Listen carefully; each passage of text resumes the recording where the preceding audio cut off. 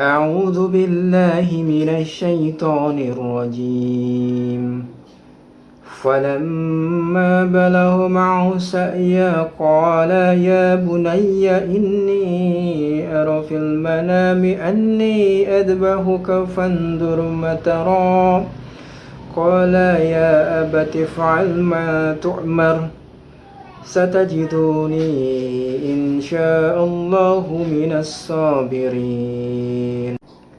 Maka ketika anak itu sampai pada umur sanggup berusaha bersamanya, Ibrahim berkata, "Wahai anakku, sesungguhnya aku bermimpi bahwa aku menyembelihmu. Maka pikirkanlah bagaimana pendapatmu." Dia Ismail menjawab, "Wahai ayahku, lakukanlah apa yang diperintahkan oleh Allah kepadamu.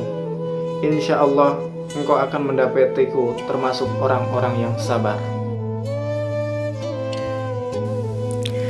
Assalamualaikum warahmatullahi wabarakatuh. Jumpa lagi dengan saya Mas Eko Dali. Bagi umat Islam, salah satu hari raya yang paling penting selain Idul Fitri adalah Idul Adha.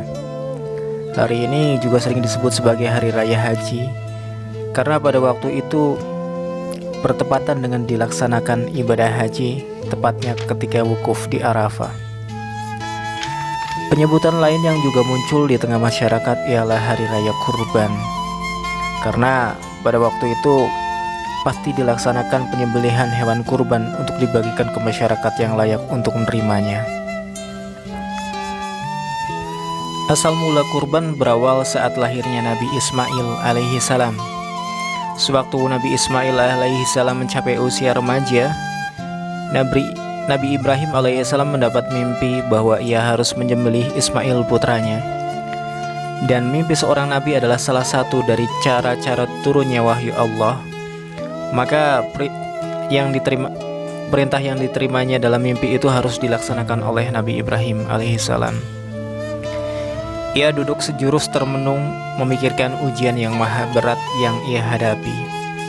Sebagai seorang ayah yang dikaruniai seorang putra yang sejak puluhan tahun diharap-harapkan dan didambakan, seorang putra yang diharapkan menjadi pewarisnya dan penyambung kelangsungan keturunannya, tiba-tiba harus dijadikan kurban.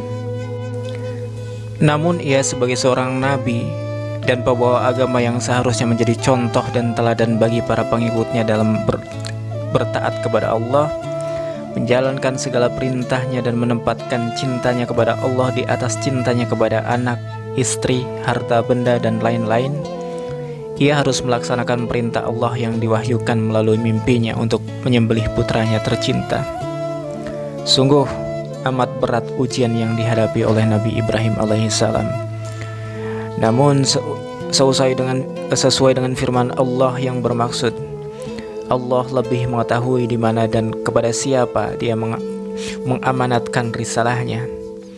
Nabi Ibrahim tidak membuang waktu lagi, berazam tetap akan menyembelih Nabi Ismail alaihissalam putranya sebagai kurban sesuai dengan perintah Allah yang telah diterimanya.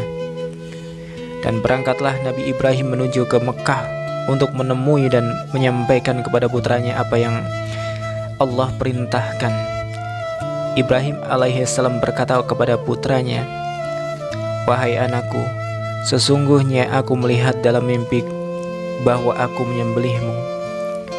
Nabi Ismail alaihissalam sebagai anak yang soleh, yang sangat taat kepada Allah dan bakti kepada orang tuanya ketika diberitahu oleh ayahnya maksud kedatangannya kali ini, tanpa ragu-ragu dan berpikir panjang berkata kepada ayahnya, "Wahai ayahku, lakukanlah apa yang diperintahkan oleh Allah kepadamu. Insya Allah engkau akan mendapatiku termasuk orang-orang yang sabar." Sebagaimana diterangkan dalam Quran surat Asy-Syafa'at ayat 102. Sontak Nabi Ibrahim kaget karena keikhlasan anaknya untuk senantiasa menjalankan wahyu dan perintah Allah Subhanahu wa ta'ala tersebut. Rasa yang berat justru ada di tangan Nabi Ibrahim alaihissalam. Bahkan ia selalu diganggu oleh setan agar tidak melaksanakan perintah tersebut. Godaan yang terus mencegah Nabi Ibrahim alaihissalam dan Nabi Ismail alaihissalam tidak berubah hasil. Saat penyembelihan tiba, diikatlah kedua tangan dan kaki Ismail, dibaringkanlah ia di atas lantai, lalu diambillah pisau tajam yang sudah tersedia dan sambil memegang pisau di tangannya, kedua mata Ibrahim alaihissalam yang tergenang air berpindah memandang dari wajah putranya ke pisau yang mengilap di tengahnya. Seakan-akan pada masa itu hati beliau menjadi tempat pertarungan antara perasaan seorang ayah dan kewajiban seorang rasul.